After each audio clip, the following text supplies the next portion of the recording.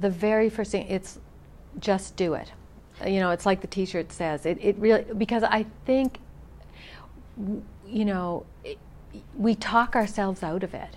And I'm always amazed when I sit down and read something that I wrote, even something that I felt is kind of hopeless. There'll be something there. There'll be a glimmer there, and I describe it for kids when I go to schools. I actually have a PowerPoint presentation, and I have a picture of an actual unretouched photo of my 17-year-old daughter's room, and it's like there are clothes everywhere. There are clothes, you know. It looks like someone came with a leaf blower into Frenchies or something. It's just like everywhere. And I have the title of that slide is "Clean Out Your Closet." And you know, I don't want my daughter's room to look that way, but at some level, that's what I do. I empty this big, messy closet of my brain. I throw everything out there, and I'm amazed when I find that red blouse that, you know, I didn't even remember I had. And so I think sometimes just getting things down on paper or on the screen is really encouraging in itself. The other thing I always say is learn to type. I'm amazed the people who kind of hunt and peck, and because for me, again, part of the process is the speed of it, that, you know, that I've got to get things out quickly while my brain is you know, belching it out.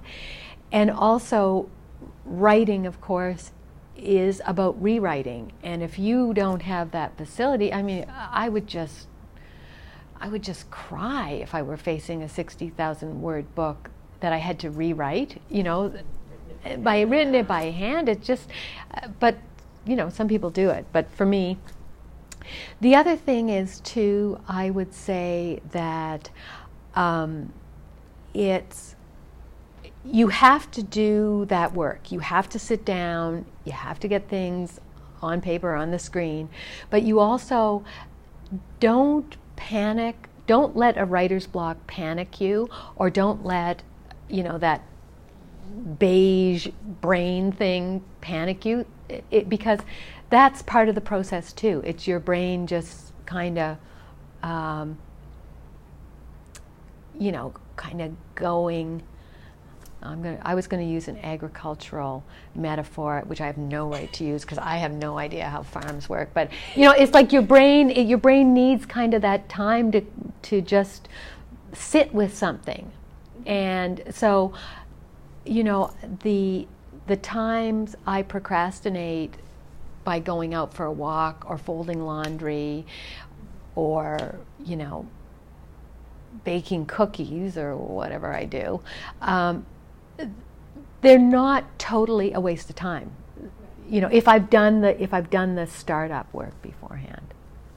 So, do you know the one other thing that maybe I wonder if there's something that I should say, and I don't want this to be too self-serving, but something about the value of teachers having local. Local writing. Yeah, you know, so often they're the big American blockbusters or whatever, and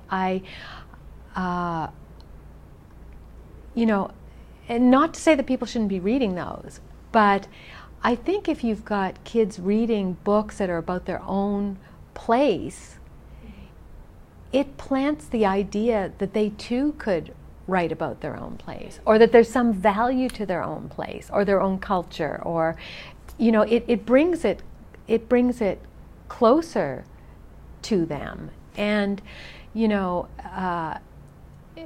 and just it feeds the whole cultural scene, you know, that by consuming local culture, you create local culture, and you create people who are interested in it, and then that moves beyond, you know. And certainly we've seen it with, you know, we've seen it with our music. We've seen it, you know, that so often it's not until somebody has a big hit elsewhere that it's picked up here. And I would say this is true of a lot of the authors that I know. We're better known in Ontario, or we're better known in the States, right, you know, than we are here. And it's because we haven't, you know, so that's, you know, again, I don't want to be too self-serving, but I'd love to see more of our books really looked at in schools.